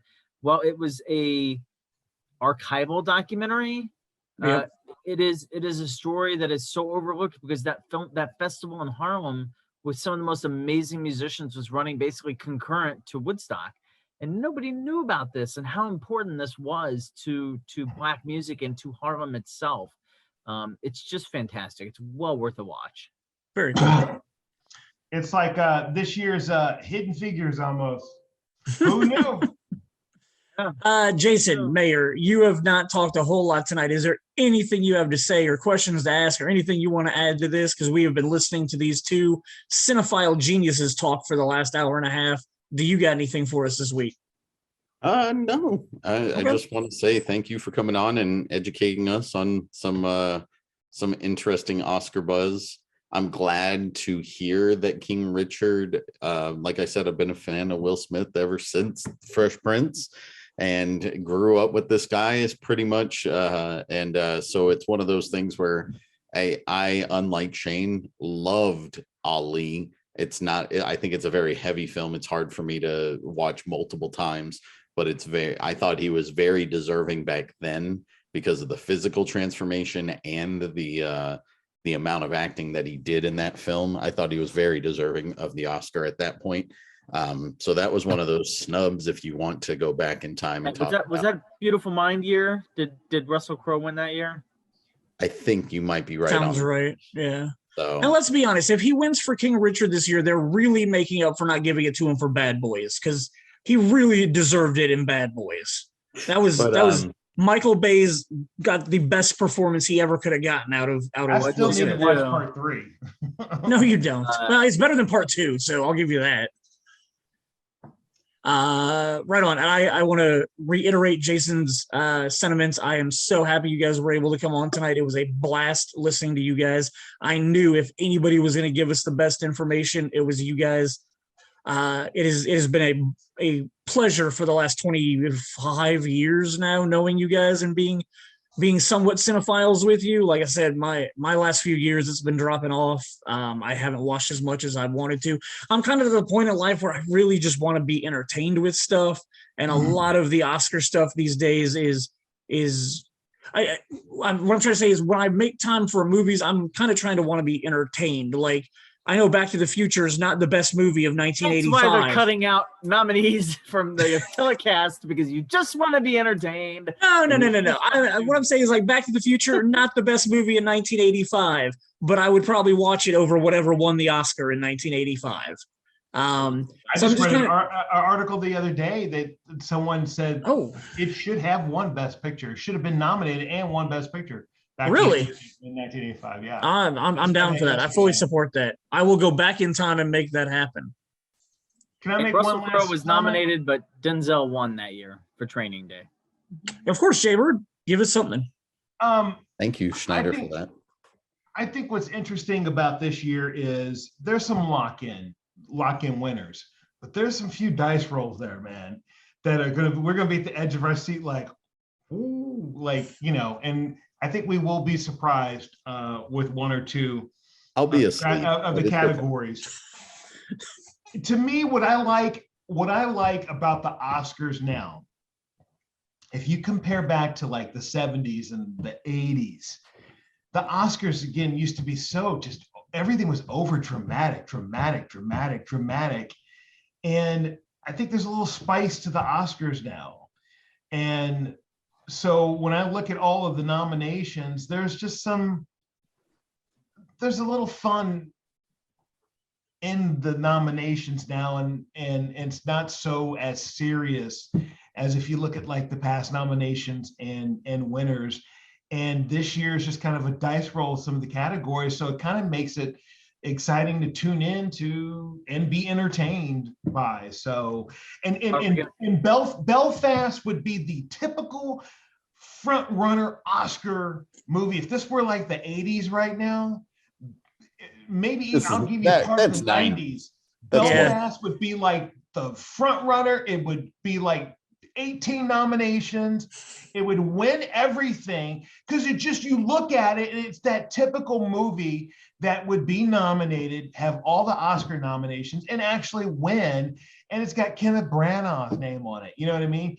But that's not the case this year or at this point in Oscar history and whatnot. And so it's kind of exciting. I think we will definitely see those moments too. It's going to be like when Olivia Colman won and beat Glenn Close a couple years ago. What makes it so fun is when the winner genuinely is surprised themselves, and because she just gets up there and she's just doesn't know what the hell to do. I love that. I loved the fiasco of La La Land and Moonlight. Like those moments are what we remember. I will say, back-to-back years, Frances McDormand was the woman I wanted to go drinking with after hearing her speeches both years. Like, she just seemed like she was so much fun and ready to go party. Imagine if anyone's speech who will be surprised. Imagine Kristen Stewart's reaction. That would be awesome. And I remember when Jared Leto, what the fuck? You'd be like, beep, beep, beep, beep. What if she went up and just started reading pages from the Twilight script? I think what I want to get out of this award ceremony is this world is upside down today. Yep. And always has been, always will be. It always has been, always will be. I go to the movies to escape this world. Mm-hmm. And so I know that the situation in Ukraine is going to be talked about and it'll be at the forefront of things, but I just don't want it to overshadow things, because for me, film is my escape. It is what I go to help my mental health. Part of the reason why I hated Don't Look Up, but sure, that's understandable.